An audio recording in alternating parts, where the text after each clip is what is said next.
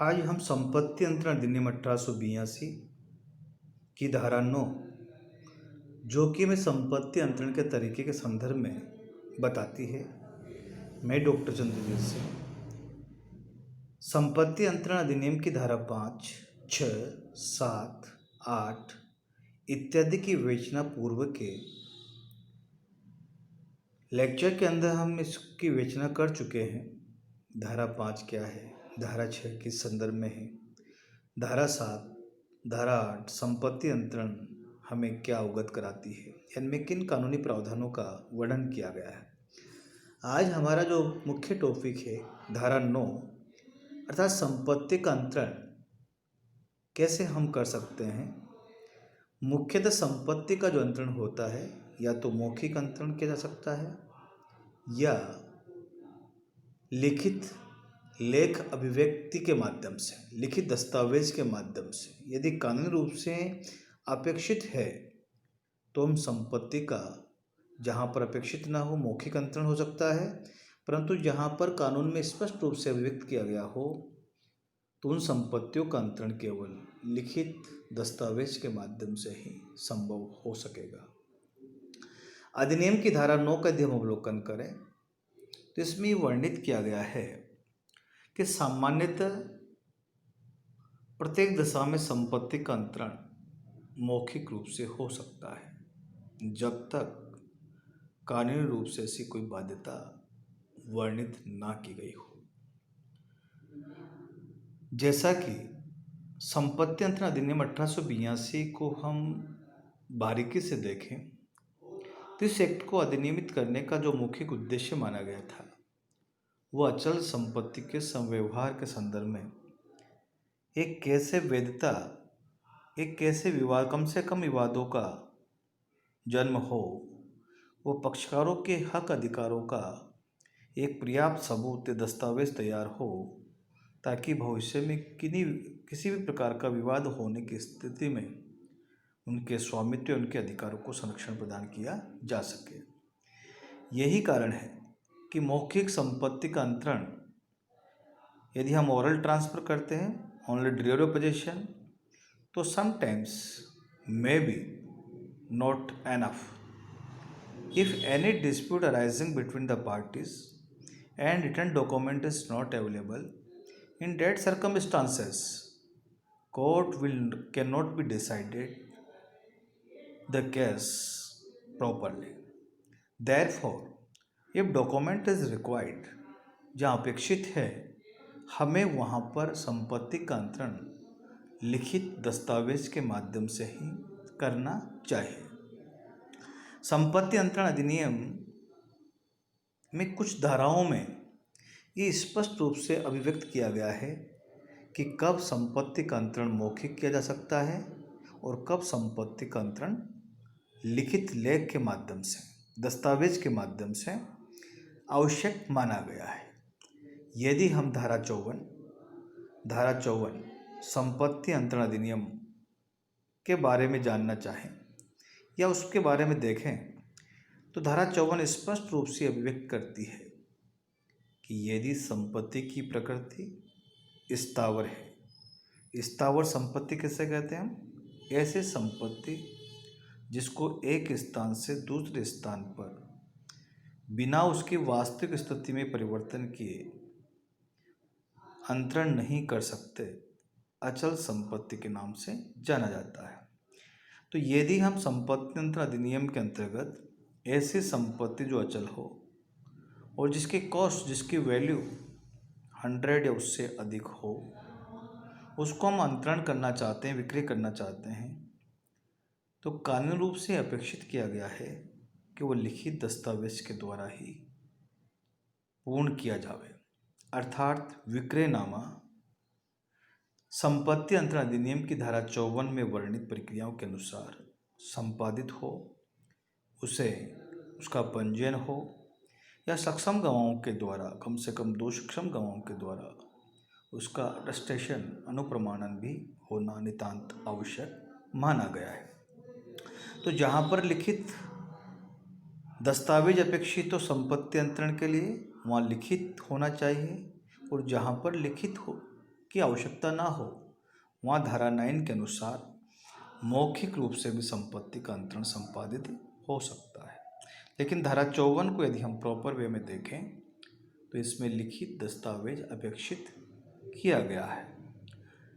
इसी प्रकार से धारा 54 के अंतर्गत ये भी वर्णित किया गया है कि हम किसी उत्तरभोग या अमूर्त वस्तु का विक्रय करना चाहते हैं, तो उस परिस्थिति में भी केवल oral deliver of position is not enough, not sufficient. हमें क्या करना होगा, एक लिखित दस्तावेज तैयार करना होगा और संपत्ति अंतरण अधिनियम की धारा 54 में वर्णित प्रक्रियाओं को ध्यान में रख के उस लिखित दस्तावेज को बनाना होगा, उसका अनुप्रमाणन कराना होगा, निष्पादन कराना होगा, पंजीयन कराना होगा, ताकि भविष्य में उत्पन्न विवादों के संदर्भ में वो मुख्य साक्ष्य का काम कर सके, मुख्य दस्तावेज न्यायालय में बन सके। वो पक्षकारों के हक अधिकारों का सही ढंग से निर्धारण न्यायालय उसके माध्यम से कर सकता है। अधिनियम की धारा यदि हम 59 में भी विभिन्न प्रकार के बंधक के संदर्भ में विवेचना की गई है। बंधक क्या होता है, किसे कहते हैं, ये हम आगे के अध्याय में विवेचना करेंगे। लेकिन ये बंधक भी संपत्ति का एक अंतरण माना गया है और ये वर्णित किया गया है कि यदि सादा बंधक के रूप में संपत्ति का अंतरण है तो प्रतिभूति की राशि चाहे कुछ भी हो, 100 हो या 100 से कम हो, ज़्यादा हो, फिर भी इस सादा बंधक हमेशा लिखित दस्तावेज के माध्यम से ही संपादित होना चाहिए, अपेक्षित है। अर्थात मौखिक रूप से किया गया इस प्रकार का बंधक संपत्ति अंतरण अधिनियम के अंतर्गत मान्य नहीं माना गया है। यदि हम और भी एनालिसिस करें, सेक्शन 59 को हम और भी एनालिसिस करें, कभी हम संपत्ति के स्वामित्व से संबंधित दस्तावेज, जिनको हम हक विलेखों के नाम से भी जानते हैं,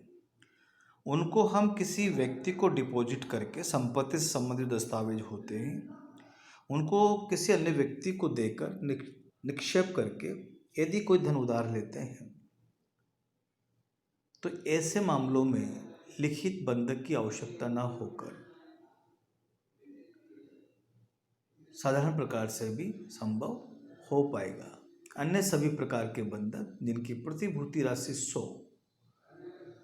अर्थात हक विलेख निक्षेप के द्वारा जो बंधक है उसको छोड़कर अन्य प्रकार के कोई भी बंधक, अंग्रेजी बंधक हो, भोग बंधक हो, साधारण बंधक हो, शर्त विक्रय बंधक हो, इन सभी में ये वर्णित किया गया है कि अचल संपत्ति की वैल्यू 100 से ज़्यादा है तो ये सारे बंधक